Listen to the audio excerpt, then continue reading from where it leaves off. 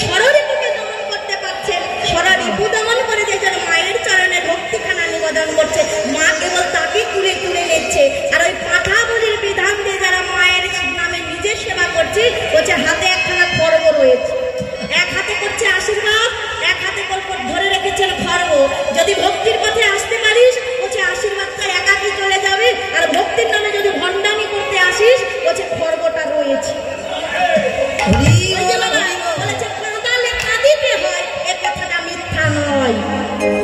আজ আমি যাদের পাঠা বলি করছি, বাবা একদিনও মুরগির রোস্ট না হলে নাকি ভাত মুখে রোচে না, হাঁস না কাটলে নাকি ভালো লাগে না খেতে। তা বাবা আমি একদিন হাঁস ছিলাম, আমি একদিন পাঠা ছিলাম। আবার কে বলেছে আমি হব না? বলছে এমন মানব দেহ পেয়েছো মানে ধরে নিয়েছো ভগবান পেয়ে গেছো না। যদি সৎ কর্ম করতে পারো ভগবানের কাছে যাবে, আর সৎ কর্ম যদি না করো তাহলে তোমাকে আবার ওই পাঠা হতে হবে। যেই পাঠাকে তুমি বলে দিয়েছো ওই পাঠা একদিন তোমাকে বলে দেবে, এর মধ্যে কোনো সন্দেহ নাই। তাহলে বাবা বলছে সনাতন ধর্ম সার্থিক ধর্ম, যে জন্য সার্থিক হয়ে ভজনাটা করতে পারছেন। ভগবান কেবলমাত্র তাদের কাছে আসেন, আর যারা সার্থিকের নামে ভণ্ডামি করে বেড়াচ্ছে, আমার মতো কিছু কীর্তনিয়া আসরে দাঁড়িয়ে বড় বড় ভাউসার দিয়ে আসর থেকে নেমে গিয়ে বাবা মুরগির রোস্ট টেনে টেনেছে, যেই দাঁত দিয়ে যেই মুখ দিয়ে মুরগির রোস্ট ভিতরে যায়, ওই মুখের কীর্তন শোনা, বলছে ও কীর্তন শোনাও পা। আমার মধ্যে যদি কিছুটা ভক্তি থাকে, তার বদলে কীর্তন শুনলে বলছে 3 মাসের জন্য ভক্তি নষ্ট হয়ে যায়। তাহলে বাবা কীর্তনিয়াদের যে আপনারা আনবেন, আগে ভালো করে যাচাই করে দেখুন তারা বড় বড় আসরে ভাউসার দিচ্ছে পিছনে কি করছে। আগে জানতে হবে। আমার কমিটিদের সকলের উদ্দেশ্যে আমার নিবেদন, শুধু কীর্তনিয়া আনলেই হবে না, আমি আমার ক্ষেত্রেও বলছি, আগে দেখুন তারা কি করছে। যে নিজেই সংস্কারী নয়, সে সমাজকে কি করে সংস্কারী করবে? যে নিজেই সার্থিকী নয়, সে সমাজকে কি করে সার্থিকী করবে? যে নিজেই ভজনীয় নয়, সে ভজনটা শেখাবে কি করে? বলছে হবে না, আগে নিজে সার্থিক হও। ভগবান আমার নিজে আচরণ করে জীব শিক্ষা দিলেন, তাহলে তিনি তো ভগবান কি প্রয়োজন করেছিল নিজে আচরণ করবার? কি করেছিল ধুলার মাঝে গড়া করে দিবার? কি করেছিল সার্থিক আহার করবার? ভগবান আচরণ করে শিখালেন, তাহলে শিখাতে এসেছি আমরা। আমার চাইতে এখানে কোটে আমার গুরুকে শিক্ষা দেবে এমনও অনেক ভক্ত এই আসরে বসে রয়েছে। আমার গুরুর গুরুকে শিক্ষা দেবে এমনও অনেক ভক্ত এই আসরে বসে রয়েছে। তাহলে তাদের সামনে আমরা কীর্তন পরিবেশন করছি, আমরা নিজে যদি সার্থিক না হই। আজ আমার ভারী দুঃখ, কীর্তন বাংলাদেশে এমন হয়ে গেছে শুধু ব্যবসা। 2 টাকা নেবার জন্য তারা শুধু ব্যবসা করে যাচ্ছে, নিজে কোনো ধর্ম করে না, নিজে কোনো ভজন করে না, শুধু ব্যবসার জন্য বড় বড় ভাউসার দিয়ে আসর থেকে নেমে চলে যায়। আমি সকলের উদ্দেশ্যে বলবো, কীর্তনিয়া ছোট আর নয়, কীর্তন করতে নাও পারুক, একটু কম পারুক, তারপরেও সার্থিক একজন কীর্তনিয়া কেন? কীর্তন করতে কিছুটা কম পারুক, কিন্তু তারপরেও একজন ভজন করে সেই যোগ্য ব্যক্তিকে আনুন আসরে, যারা কথা শুনলে মনের মাঝে প্রেমের উদয় হবে, যারা মুখ দেখলে মনের মাঝে ভক্তির উদয় হবে, এমন কাউকে নিয়ে আসুন যারা আসর থেকে নেমে মানুষের রোস্ট চাপায়। বলছে এমন কীর্তনিয়াকে আসরে তোলা যাবে না। তাহলে বাবা বলছে তুলসীর মালাটা এটা কোনো লজ্জা নয়। আমি সকলের উদ্দেশ্যে বলছি, কেউ যদি মনে করে তুলসী মালা কেনার জন্য আমার কাছে টাকা নেই, যাদের গলাতে তুলসীর মালা নেই, বর্তমানে কণ্ঠে তুলসীর মালা থাকে না, সেই হাতে জল গ্রহণ করা হচ্ছে পুত্র সমতুল্য। যার কণ্ঠে তুলসীর মালা থাকে না, যেদিন গুরু আশ্রয় করে না, তার হাতে রন্ধন সেবা করা হচ্ছে কুকুরের বিষ্ঠা সমতুল্য। নেওয়া যাবে না, তারা ভজনীয় নয়। তাহলে মা আমি সকলের কাছে নিবেদন করব, কীর্তন শুনলে হবে না, কীর্তন শুনলে ভগবান পাওয়া যাবে না, শোনার মতো করে শুনতে হবে। এক কান্দে শুনলাম আর এক কান্দে বাহির করে দিলাম, বলছে ওই কীর্তনে ভগবান পাওয়া যায় না। তাহলে আগে মালা ধারণ করতে হবে, আগে গুরু আশ্রয় করতে হবে, আগে গুরু কর্ম করতে হবে। গুরু কর্ম করে যেই জন এই আসরে বসতে পারে, নিতাই গুরু হরি বল করে কেবলমাত্র তাদের জয়।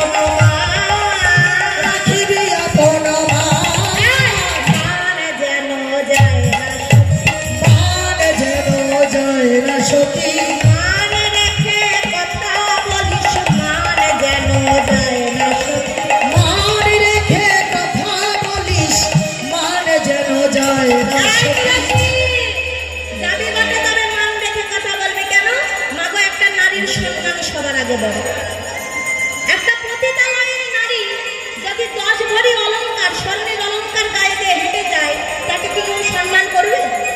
করবে না। কেন? কারণ সে পতিতা। কিন্তু একজন ভক্ত মা যদি একটু ছেঁড়া বসন করে রাস্তাতে হেঁটে যায়, কেউ না কেউ তাকে দেখে বলবে হরে কৃষ্ণ মা প্রণাম নেবে। তাহলে সম্মানটা সবার আগে। যাবি বটে, কথা নিবি, কিন্তু কথা দিবি না। কিন্তু যাবি কি করি? এই যে দেখ, ভালোবাসার মানুষের কাছে গেলে খালি হাতে যেতে নেই।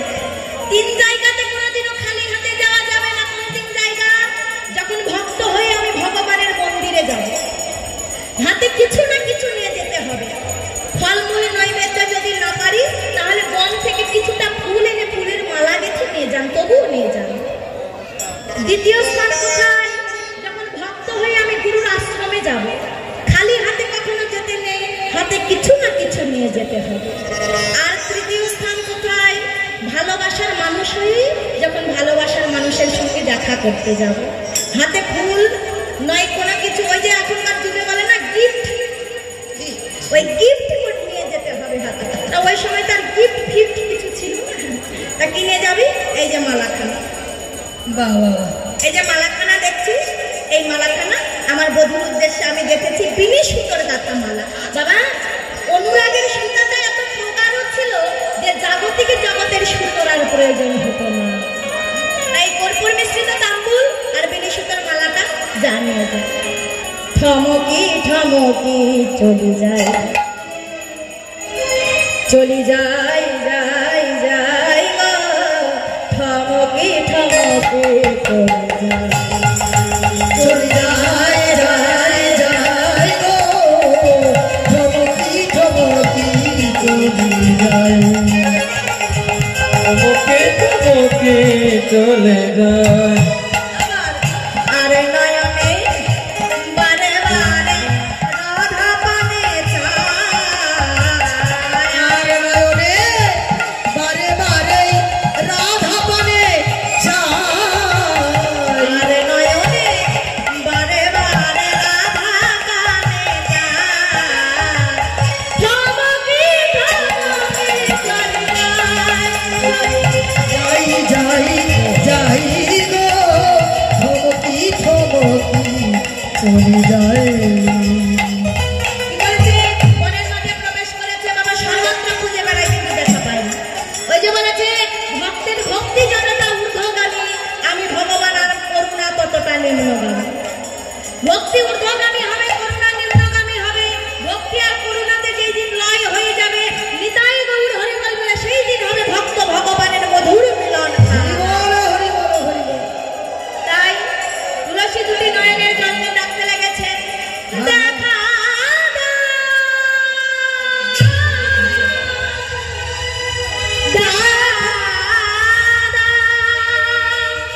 ওহে মোর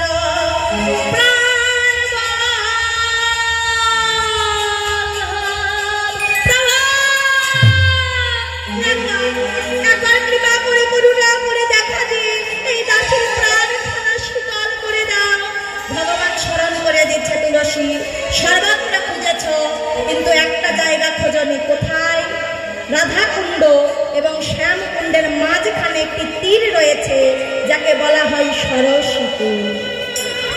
সেখানে এসো, দেখাখানা একাকি পেয়ে যাবে। তাই তুলসী চলে যাচ্ছে, চরণে নুপুরখানা বাজিছে, নাগরী সহচরী সহচরী, আবার রায় বদন ঘেরে, নাগরী সহচরী রায় বদন হেরে, আবার আর নয়নে বারে বারে পিছু পানে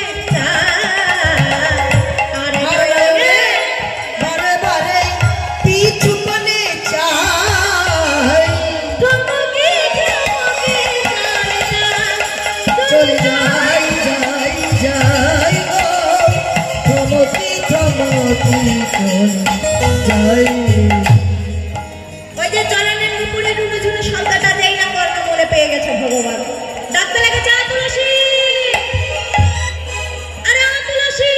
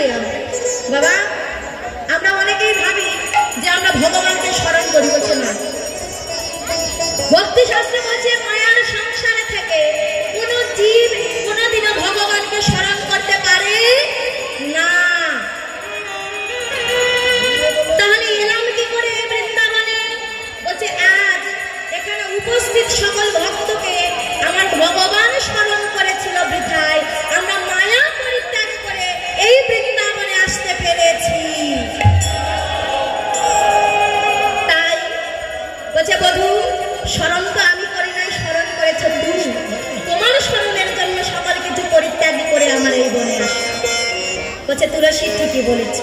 তা কেন স্মরণ করেছ? হ্যাঁ হ্যাঁ বলো বলো রাধা রানী কেমন আছে? রাধারানী কেমন আছে? বলো প্রাণবল্লভ রাধা রানী কেমন আছে? এবার বলো বলো প্রাণবল্লভ রাধারানী কেমন আছে? রাধা রানী কেমন আছে মানে তোমার রাধা রানী কেমন আছে আমি কি করে জানবো? হ্যাঁ জানো না বুঝি? দেখো তুলসী তোমার অঙ্গ থেকে এখনো রাধা রানীর রঙের গন্ধটা পাওয়া যাচ্ছে। ওই যে বাবা মালাটা এনেছে, মালাটা তো নিজ হাতে গেঁথেছে, তা মালা থেকে রাধা রানীর রঙের গন্ধটা বেরিয়ে আসছে। তাই বলছে তুমি যে রাধা রানীর কাছ থেকে আসছো তা আমার বোঝা ছিল। তাই বলো বলো আমার রাধা রানী কেমন আছে? তার সঙ্গে সঙ্গে গিয়ে কি করেছি? মালাখানা বলছে এত কিছু বলতে পারবো না, মালাখানা এবার পরিয়ে দিয়ে হরি বলো, এই যে মালাখানা তোমার জন্য এনেছি, মালাটা পরিয়ে দিয়ে বলছে এবার মালাখানা দাও। হ্যাঁ এই কি রে বাবা, মালাটা পরিয়ে দিলাম, পরিয়ে দেবার পরে আবার বলছো মালাটা দাও কেন? বলছে তোমার ওই যে পরা প্রসাদী মালাখানা যখন আমি আবার রাধারে বলা পরাইয়ে দেব, বলো রাধারা যে কৃষ্ণ সঙ্গ পাওয়া হয়ে যাবে, তাই প্রসাদী মালাটা একবার দাও। বাবা কি করেছে? প্রসাদী মালাটা আবার ফিরিয়ে নিয়েছে। তাই বলছি হরি বল হরি বল।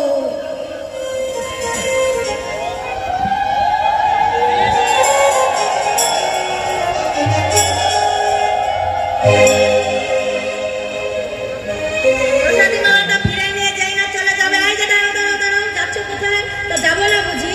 না যাওয়া তো যাবে না কেন? তা সেবাই কি লাগিয়ে নেবে তার জন্য যাবো না? বলছে না না না, রাধা কৃপা বিহনে তো সেবাই লাগতে পারবে না, তাই রাধা রানীর কৃপাটা আগে নিয়ে এসো। রাধা রানীর কৃপাটা আনবে, সঙ্গে রাধা রানীকেও নিয়ে আসবে। তা কি করেছে? তুলসী যাইয়া সব সমাচার কহে, তুলসী দাঁড়িয়া সবে সমাচার কহে, কুঞ্জমালা দিলে নমরায়ে, এবার রাই কণ্ঠে কুঞ্জমালা দিলে পরায়ে, পরায়ে দিল মালা পরায়ে দিল গো। রায়ে কণ্ঠে কুঞ্জমালা পরায়ে দিল। এবার রাই কণ্ঠে কুঞ্জমালা পরায়ে দিল গো।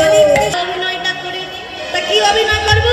বলছে তোর শাশুড়ি রন্ধনশালাতে দেখলাম রন্ধন করছে, শাশুড়ির সামনে গিয়ে এবার কাঁদবি। তা কেন কাঁদবো?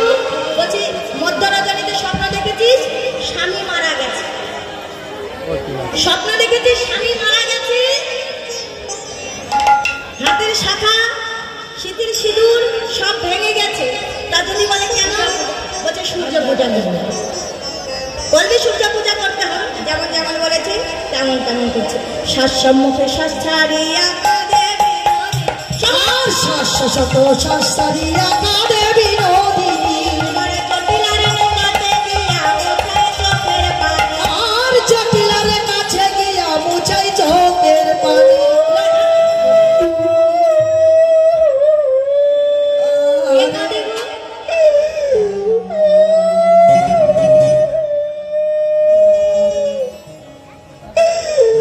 এদিকে কে কাঁদছে? হ্যাঁ? ও মা, ও বাবা, ও বাবা,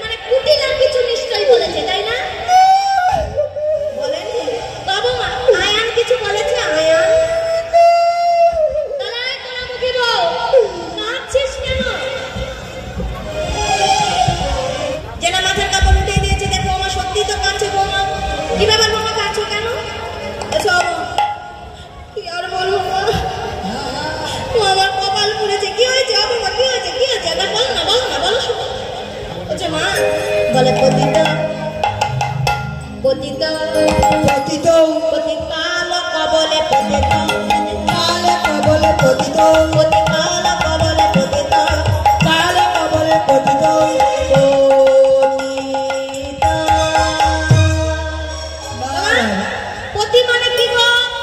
ভাসুর। না, পতি মানে কি হবে গো? জামাই। তোমরা থামো। পতি মানে কি? স্বামী। ঠিক আছে, পতি মানে তাহলে স্বামী। আমি আবার ভেবেছিলাম শ্বশুর শ্বশুর কি হবে। আমার স্বামী নেই তো আমি বুঝবো আর কি করবো। আমার স্বামীটা আমি কিছু নেই। যাই না বলে যে পতিত মানে কি? পতিত অর্থাৎ বিয়োগ হয়ে যাওয়া।